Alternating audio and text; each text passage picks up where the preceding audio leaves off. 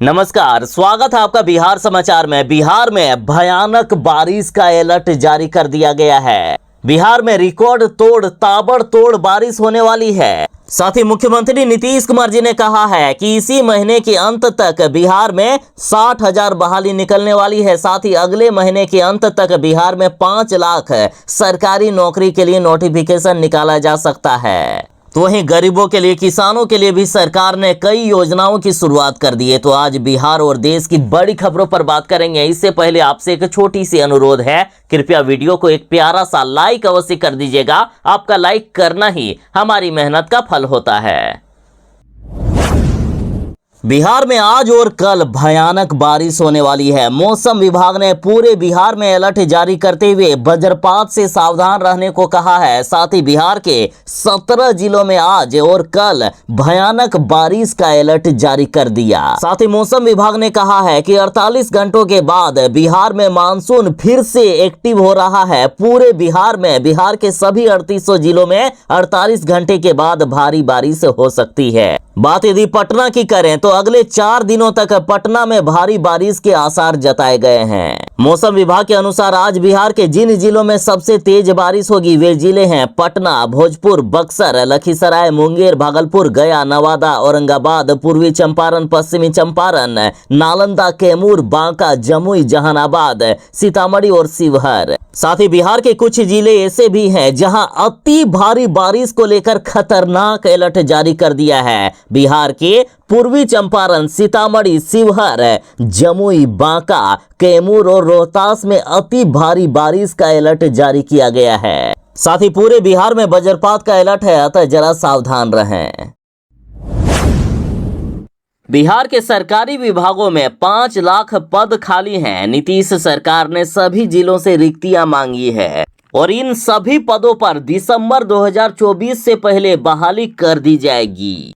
देखिए, मुख्यमंत्री नीतीश कुमार जी ने घोषणा की है कि इसी साल के अंत तक हम 12 लाख सरकारी नौकरी दे देंगे। इसलिए अब नौकरी दिए जाने पर युद्ध स्तर पर काम हो रहा है। अभी बिहार में शिक्षा विभाग में 2 लाख से भी ज्यादा पद खाली हैं। इसके बाद स्वास्थ्य और गृह विभाग में सर्वाधिक वैकेंसी है। स्वास्थ्य विभाग में 1,60,000 पदों पर बहाली निकलने वाली है। सिर्फ अस्थायी बहाली ही नहीं बल्कि नीतीश सरकार ने जिलों से आउटसोर्सिंग और संविदा पर नियुक्त पदों की भी रिक्तियां मांगी है। बता दें कि बिहार में शिक्षा विभाग में 2,17,000 पद खाली हैं।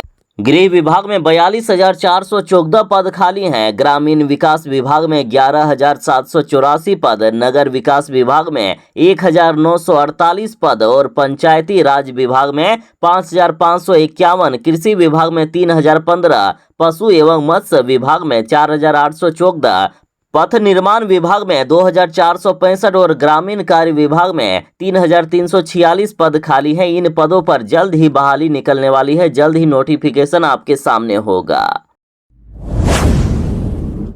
बिहार के साथ देश के किसानों को पीएम किसान सम्मान निधि योजना की 18वीं किस्त की राशि जल्द ही उनके खाते में आने वाले हैं। और इसी बीच जो एक सवाल जो बराबर लोग कर रहे थे कि क्या दूसरों की जमीन पर यदि हम खेती करते हैं तो क्या इस योजना का लाभ हमें मिलता रहेगा, तो ऐसे किसान जरा सावधान हो जाएं। वह किसान जो दूसरों की जमीन पर खेती करते हैं, चाहे वह किराए पर हो या अन्य किसी भी रूप में, वे इस योजना का लाभ नहीं ले सकते हैं। पीएम किसान सम्मान निधि योजना का लाभ केवल उन्हीं किसानों को दी जाएगी जिनके नाम पर अपनी जमीन हो। यदि कोई अपने पिता की जमीन पर भी खेती करता है फिर भी उसे इस योजना का लाभ नहीं मिलेगा।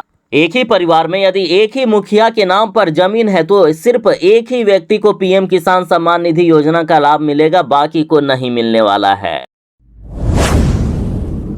बिहार में हो रही भारी बारिश के कारण बिहार की नदियों का जलस्तर बढ़ा हुआ है। साथ ही नेपाल के द्वारा लगातार खतरा बिहार में बढ़ता ही जा रहा है। बिहार की अधिकांश बड़ी नदियां उफान पर है और इसी बीच खबर आ रही है कि सीतामढ़ी के किसान बागमती के कटान से परेशान हैं। इंच इंच नदी में समा रहे हैं किसानों के खेत। देखिए, बिहार के सीतामढ़ी से गुजरने वाली बागमती नदी कई गांवों के लिए अभिशाप साबित हो रही है। अब बागमती नदी ने रौद्र रूप धारण कर लिया है, जिससे नदी के आसपास के इलाके और किसान की चिंता बढ़ गई है। ये हाहाकार मचा रहे हैं, पलायन शुरू हो गया है। साथ ही सीतामढ़ी के सुप्पी प्रखंड के जमला गांव में बागमती नदी से तेजी से कटाव हो रहा है, जिससे लोगों में दहशत का माहौल है। कई लोगों के घर नदी में विलीन हो गए हैं। किसानों के खेत लगातार कटते जा रहे हैं और स्थानीय लोगों का कहना है कि हर साल बाढ़ के दौरान यहां कटाव होता है, जिसकी वजह से गांव की दर्जनों एकड़ भूमि नदी में विलीन हो चुकी है। किसानों में त्राहिमाम की स्थिति है। अब तक प्रशासन या फिर जल संसाधन विभाग के द्वारा कटाव रोकने को लेकर कोई भी कार्रवाई नहीं की गई है। ग्रामीणों का कहना है यहां बांधों की मरम्मती के लिए जल संसाधन विभाग के द्वारा करोड़ों की निकासी की जाती है, लेकिन कोई भी यहां काम नहीं किया जाता है। सारे के सारे पैसे इन भ्रष्ट नेताओं के पेट में चले जाते हैं। ग्रामीणों ने कहा कि बिहार में बाढ़ एक अवसर के रूप में इन भ्रष्ट नेताओं के लिए होता है। जहां मरम्मत की जरूरत नहीं है, वहां विभाग के द्वारा मरम्मत किया जाता है और हमें मरने के लिए छोड़ दिया गया है। बिहार में शराब माफियाओं का आतंक लगातार बढ़ता ही जा रहा है, या यूं कहिए कि बिहार में अपराधियों का और शराब माफियाओं का राज चल रहा है। अपराधी तो दिन दहाड़े आपराधिक घटनाओं को अंजाम दे ही दे रहे हैं। अब देखिए, शराब माफियाओं का हौसला इतना बुलंद हो गया है कि पुलिस वालों को ही पकड़ पकड़ कर दौड़ा दौड़ा कर पीटने का काम शराब माफिया कर रहे हैं। खबर है बिहार के बेतिया से, जहां पुलिस की टीम शराब तस्करों को पकड़ने के लिए गई थी, लेकिन पुलिस की टीम को ही पकड़कर शराब माफियाओं ने खूब पीटा। सड़क पर दौड़ा दौड़ा कर घसीट घसीट कर पुलिस वालों को पीटा है और जो गाड़ी में शराब जब्त पहले से की गई थी, वो सारे शराब भी लूट ले गए ये शराब तस्कर। दरअसल ये घटना बेतिया जिले के नौतन थाना क्षेत्र के शिवराजपुर पंचायत के वार्ड नंबर 8 का है, जहां शराब माफिया ने पुलिस वालों को दौड़ा दौड़ा कर पीटने का काम किया है। आधा दर्जन से भी ज्यादा पुलिस वाले बुरी तरीके से घायल हो गए। सरकारी कर्मचारियों को मोदी सरकार ने बड़ी सौगात दी है। यूनिफाइड पेंशन स्कीम को कैबिनेट से मंजूरी मिल चुकी है। दरअसल नई पेंशन स्कीम में सुधार की मांग को लेकर मोदी सरकार ने ये बड़ा फैसला लिया। यूनिफाइड पेंशन स्कीम का मुख्य उद्देश्य सरकारी कर्मचारियों को सुनिश्चित पेंशन, पारिवारिक पेंशन और सुनिश्चित न्यूनतम पेंशन देना है। साथ ही मंत्री जी ने बताया है कि इस स्कीम के तहत पेंशनधारियों को 50% एश्योर्ड पेंशन दी जाएगी। सेवानिवृत्ति से पहले 1 साल का एवरेज बेसिक पे का 50% होगा। यानी कोई भी सरकारी कर्मी जब नौकरी छोड़ेंगे, उस समय उनको जितना वेतन मिलेगा उसका आधा पेंशन मिलेगा बाद में, और ये पेंशन 25 साल की सर्विस करने के बाद ही मिल सकेगी। मोदी जी ने कहा है कि ये पुरानी पेंशन स्कीम से भी ज्यादा अच्छी स्कीम है, बस इसे समझना जरूरी है। मोदी जी अब 75 साल के होने वाले हैं। वैसे भी मोदी जी अब राजनीति से विदा लेने वाले हैं। मोदी जी की जगह अमित शाह या फिर यूपी के सीएम योगी आदित्यनाथ का नाम सामने आ रहा है, या फिर नितिन गडकरी को भी सामने लाया जा रहा है कि इनको प्रधानमंत्री बनाया जा सकता है। तो इधर बिहार से भी बड़ी खबर है, राम को झटका देंगे अब हनुमान। बिहार के सीएम पद पर चिराग पासवान ने दावेदारी ठोक दी है। देखिए, जो खबर सामने आ रही है वो वाकई चौंका देने वाली है। चिराग पासवान अपने राम को झटका देने की तैयारी में है। आज 25 अगस्त को चिराग पासवान की पार्टी की बैठक रांची में हो रही है, जिसमें से प्रस्ताव पारित करने की तैयारी है। चिराग पासवान को बिहार का मुख्यमंत्री बनाया जाए, ये प्रस्ताव पारित किया जाएगा। पूर्णिया एयरपोर्ट को लेकर बड़ी खबर है कि मुख्यमंत्री जल्द करेंगे स्थल निरीक्षण, साथ ही जल्द ही पूरा होगा हवाई सफर का सपना। देखिए, मुख्यमंत्री नीतीश कुमार जी 24 अगस्त को पूर्णिया में बन रहे नए एयरपोर्ट का स्थल निरीक्षण करेंगे। पिछले लंबे समय से जमीन विवाद में पूर्णिया एयरपोर्ट का मामला लटका हुआ है। अभी केंद्र सरकार ने बिहटा एयरपोर्ट के लिए 1413 करोड़ रुपए स्वीकृत किए हैं। बिहार सरकार ने शेष जमीन उपलब्ध कराने की कार्यवाही भी शुरू कर दी है। बिहटा एयरपोर्ट का रास्ता साफ होने के बाद अब पूर्णिया एयरपोर्ट को लेकर नीतीश कुमार जी ने पहल करना शुरू कर दिए हैं। केंद्र सरकार ने 432 करोड़ रुपए पूर्णिया एयरपोर्ट के लिए पहले से ही दे दिया है। साथ ही इसका डिजाइन भी तैयार कर लिया गया है। नीतीश कुमार जी जैसे ही जमीन का मामला सुलझा देंगे, फिर जल्द ही पूर्णिया में भी हवाई सफर का सपना पूरा होगा।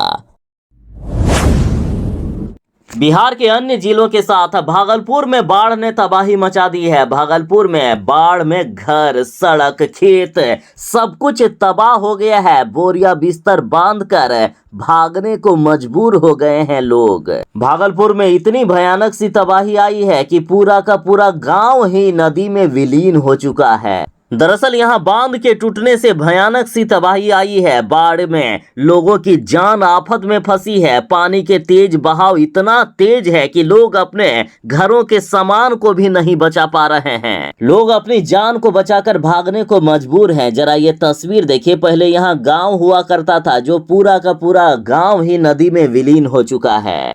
तो वहीं भागलपुर जिला के नवगछिया अनुमंडल के गोपालपुर थाना क्षेत्र के आसपास के इलाकों में पिछले एक सप्ताह से कटाव हो रहा है। किसानों के खेत नदी में समा गए हैं। लोग हाहाकार मचा रहे हैं। गरीबों की जिंदगी नर्क जैसी बन गई है। ये पलायन कर रहे हैं और जाके रहेंगे भी कहां, वहां भी कोई ठिकाना नहीं है। सरकार के द्वारा कोई भी ध्यान नहीं दिया जा रहा है। हालांकि कुछ सामुदायिक किचन बनाए गए हैं, जहां कुछ राहत मिल रही है इनको। वाह रे बिहार! बिहार में वही पुराने दिन सामने आ गए हैं, जहां लूट, हत्या और बलात्कार जैसी घटनाएं दिन दहाड़े हुआ करते थे। देखिए, इस वक्त की बड़ी खबर मुजफ्फरपुर से आ रही है, जहां बाइक सवार बदमाशों ने किराना दुकान में लूटपाट की कोशिश की। विरोध करने पर अपराधियों ने अंधाधुंध फायरिंग शुरू कर दी, जिसमें पिता पुत्र समेत 3 लोगों को गोली लगी है।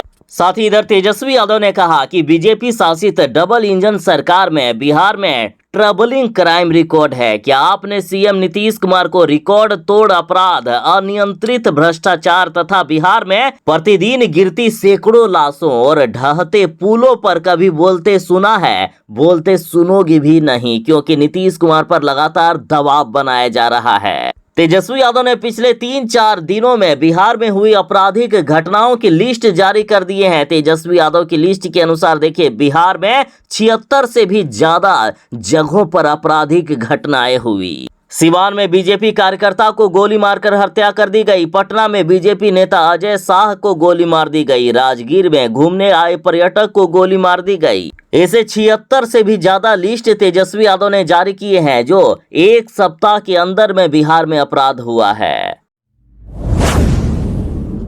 तेजस्वी यादव ने नीतीश कुमार और बीजेपी वालों से पूछा है कि आखिर कब तक आप लोग जनता को बेवकूफ बनाते रहोगे और कब तक अपनी जिम्मेदारियों से भागते रहोगे। तेजस्वी यादव ने कहा कि बीजेपी और नीतीश कुमार ने मिलकर बिहार को बर्बाद कर दिया है। देखिए, तेजस्वी यादव बोले कि महंगाई के मामले में देश भर में बिहार सबसे टॉप पर है। देश में सबसे अधिक गरीबी बिहार में है। देश में सबसे अधिक बेरोजगारी बिहार में है। देश में सबसे ज्यादा अपराध बिहार में है। नीति आयोग की सतत विकास सूचकांक में सबसे नीचे बिहार। आमदनी में देश भर में सबसे कम बिहार है। गरीबी उन्मूलन में सबसे नीचे बिहार है। शून्य भूखमरी में सबसे नीचे है बिहार। गुणवत्तापूर्ण शिक्षा और लैंगिक समानता में भी सबसे नीचे बिहार। आखिर इसके जिम्मेदार कौन है? 15 वर्षों से अधिक बिहार में बीजेपी और एनडीए की सरकार है। 10 वर्षों से केंद्र में इनकी डबल इंजन की सरकार है। और कब तक मुख्यमंत्री नीतीश कुमार व बीजेपी दूसरों के ऊपर दोष लगाते रहेंगे? इन्होंने बिहार को बर्बाद कर दिया है। आखिर कब बिहार सुधरेगा? तेजस्वी यादव ने सीधा जनता से कहा है कि इस बार के विधानसभा चुनाव में जब तक बीजेपी और नीतीश कुमार से छुटकारा नहीं मिलेगा बिहार को, बिहार का कुछ भी नहीं हो सकता है।